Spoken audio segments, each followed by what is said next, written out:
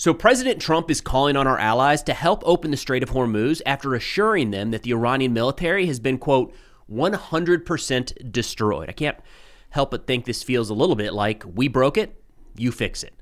Now, I want to start out with a casualty update. We got notification from the Pentagon of the 6 fallen in the KC-135 crash a couple days ago. On your screen here, left to right, is Major John Klinner, Auburn, Alabama. Tech Sergeant Tyler Simmons of Columbus, Ohio.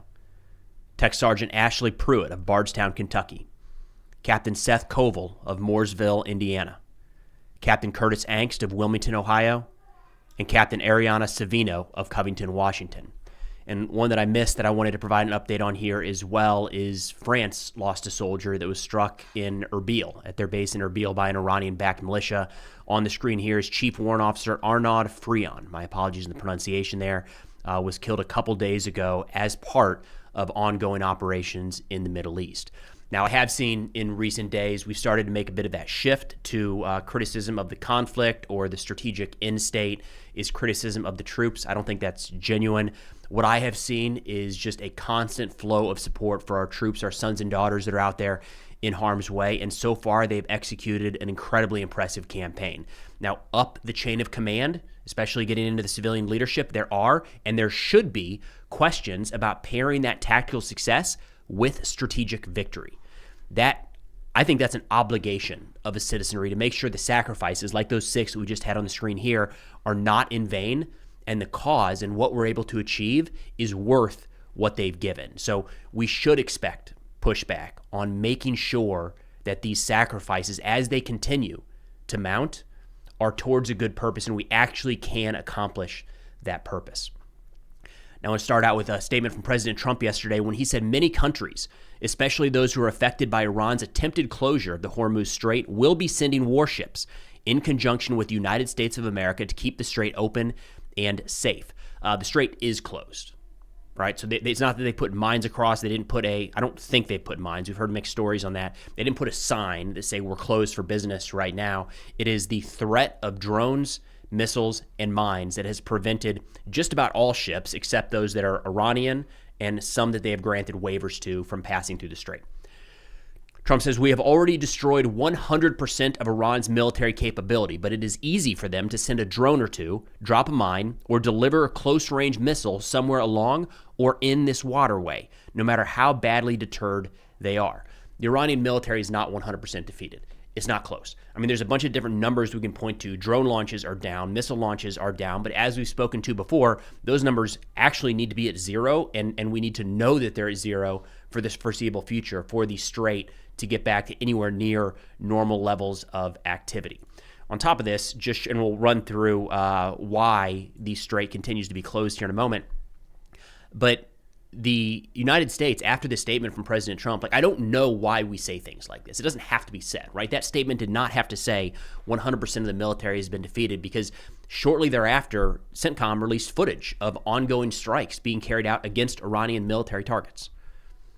Later yesterday and into today, Iran has continued carrying out drone and missile attacks across the region. We are, at this pace, we are likely to lose more American service members.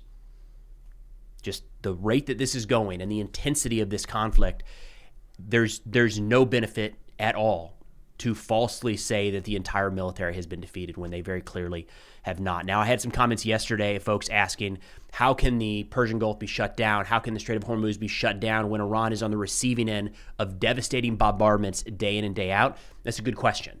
And the reason for that is when you look at Iran here on the map, big country, but the entirety of the Persian Gulf can be ranged from anywhere inside of Iran. So to shut down this strait, this narrow waterway here, which is effectively what they've shut down, it does not require having naval resources in that area. It does not require manning fortresses in that area. It doesn't even, none of that matters. The Iranian Navy could be 0. The Iranian Air Force could be 0. But if there is just the threat that Iran could send a drone to strike a vessel moving through there, then the commercial shipping, these private companies and their insurers, will say that it's not worth it. That is the challenge right now, and that is, according to President Trump, what he's hoping to open with the help of some of our international partners. He continued by saying, quote, hopefully France, China, Japan, South Korea, the UK, and others that are affected by this artificial constraint will send ships to the area so that the Hormuz Strait will no longer be a threat by a nation that has been totally decapitated. One way or another, we will get the Strait of Hormuz open, safe, and free. I think the reporting on this has been awful in recent days. There's been a spin from the United States all the way to the U.S. wasn't ready for this, or we didn't plan for this. And from what I can tell at this point, it looks like maybe Iran made this jump faster than we expected. Of course, on this channel, like before the war started, we said there's a very real possibility, and we weren't the only ones. Like, it's well known that there's a very real possibility that Iran's first step could be shutting down the strait if they viewed the conflict as existential. They did. All indications were pointing in that direction. It looks like at this point, we underestimated how quickly they would go there. We, U.S. government. That seems pretty clear at this point because we do not and are still in the process of getting the resources in the region to open this back up. There's no benefit to the strait being shut down for like a day or two or a week or two at all. If we had the ability to make sure that did not happen from day one, we would have done that. So I do think the planning was at fault for maybe kicking this down the road and saying Iran's not going to go there so quick. Or maybe if we kill their leader, they won't actually do this thing. They did.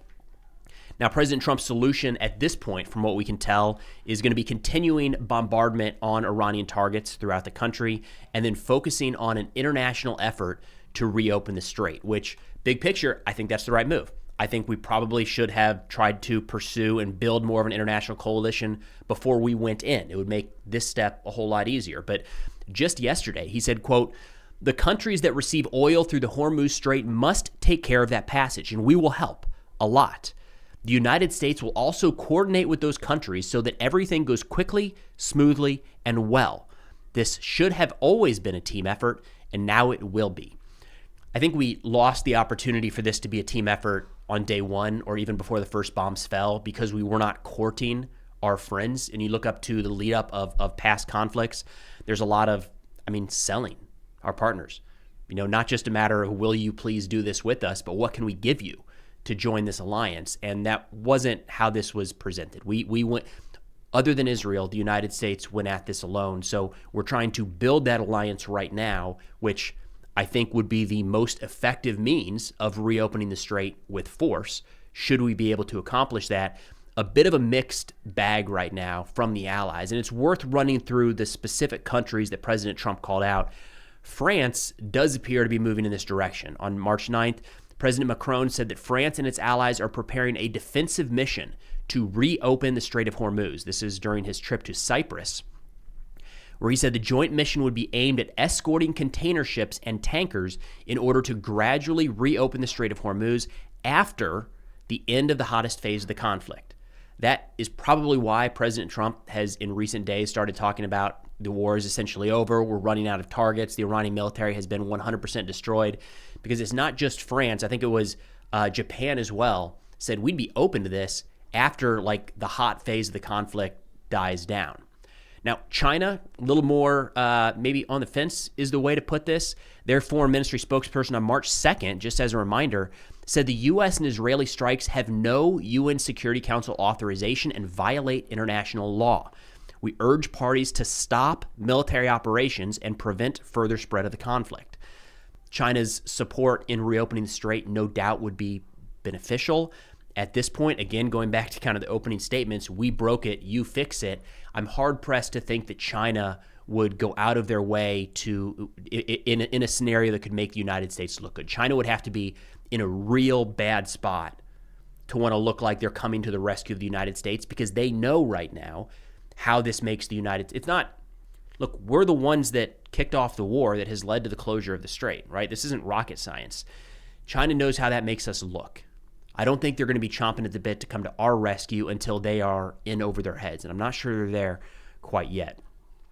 Japan also sounds like they might be open to this down the road. Tokyo flatly rejected in the near term the deployment of minesweepers, but the prime minister did say that operations could be considered after the conclusion of active hostilities. Again, probably an indication as to why President Trump has been so adamant in recent days, talking about, hey, the war is effectively over. We already won.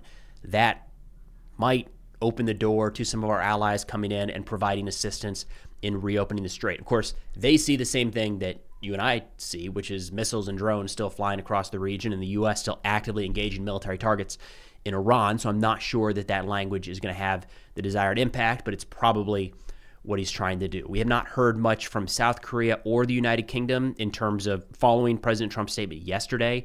And I do want to note that in that statement, in the first one, he talked about how we all should do this. The next one, he talked about how it's in the process. So it sounds like the coordination has begun and there might be active planning underway, maybe already active obligations and commitments from our allies for a joint military operation in the Middle East to help open the Strait of Hormuz. But I think I think that's the best path available right now. If the number one focus was opening the Strait of Hormuz, we would enter negotiations with Iran. We would have to give up a fair amount at this point because they do have a fair amount of leverage, in all honesty, especially around the strait. That would be the fastest and the easiest way to open the strait today. That's not good for us, short or long term strategically. The next best option there is if we can build some sort of coalition to go at it together. The last thing we want at this point is the U.S. Navy filling the Persian Gulf, Marines landing on shore, Air Force flying constant sorties over Western Iran, dodging Iranian missiles and drones, trying to keep the strait open with commercial ships saying, no, it's still not worth it. And we're continuing to go deeper and deeper and deeper into this. So I like the idea of coalition building. I wish we would have started it earlier. Hopefully this gets things moving in the right direction. But that's all we got for now. Thanks for watching, and I'll see y'all next time.